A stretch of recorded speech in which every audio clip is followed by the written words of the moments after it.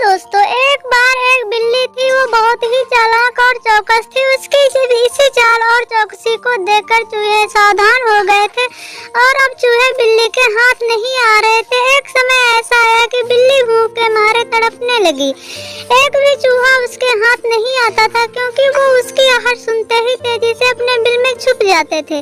भूख से बचने के लिए बिल्ली योजना बनाने लगी। तभी उसके दिमाग में कुछ आया और वो एक टेबल पर उल्टी लेट गई। उसने सभी चूहों को यह सोचने पर मजबूर कर दिया कि वो मर चुकी है। सारे चूहे बिल्ली को ऐसे लेटा हुआ अपने बिल से ही देख रहे थे। उन्हें पता नहीं था कि बिल्ली बहुत चालाक है, इसलिए उनमें से कोई भी चूहा अपने बिल से बाहर नहीं आया।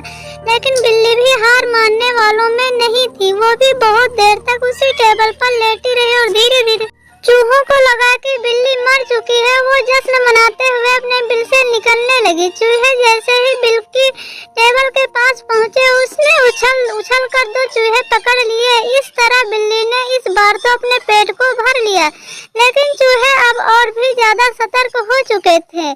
खाने के बाद बिल्ली दोबारा भूख से तड़पने लगी, क्योंकि चूहे अब बिल्कुल भी लापरवाही नहीं बरतना चाहते थे कि आज फिर बिल्ली मेरे साथ कोई चाल चलने वाली थी। इसलिए सारे चूहे अपने आप में अलर्ट हो गए थे और वो सोच रहे थे कि अब क्या होगा। इस बार पेट भरने के लिए एक बार फिर बिल्ली को योजना बनानी थी, लेकिन इस बार छोटी योजना काम आने वाली नहीं थी। इसलिए बिल्ली ने खुद को पूरे आटे से ढक लिया। चूहे ने सोचा कि वह आटा है और उसे खाने के लिए आ गए।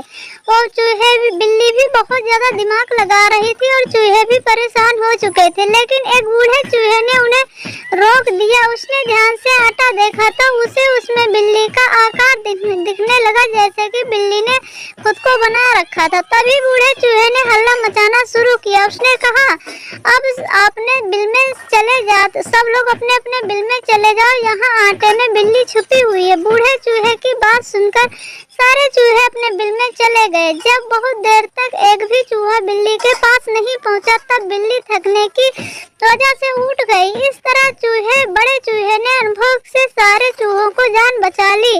और इस कहानी से आपको क्या सीख मिलती है, कैसी सोच रखनी चाहिए? बिल्ली और चूहे की इस कहानी से आपको क्या लगा, क्या सोच मिली और क्या आपकी मानसिकता है, क्या आपका बुद्धि का इस्तेमाल हुआ है? अगर ये कहानी आपको अच्छी लगी और अपनी मानसिकता हम तक जरूर बताएं। कमेंट बॉक्स में अपने कमेंट्स और विचार जरूर व्यक्त करें। थैंक यू, धन्यवाद। मेरी कहानी देखने के लिए आप सबका बहुत बहुत शुक्रिया।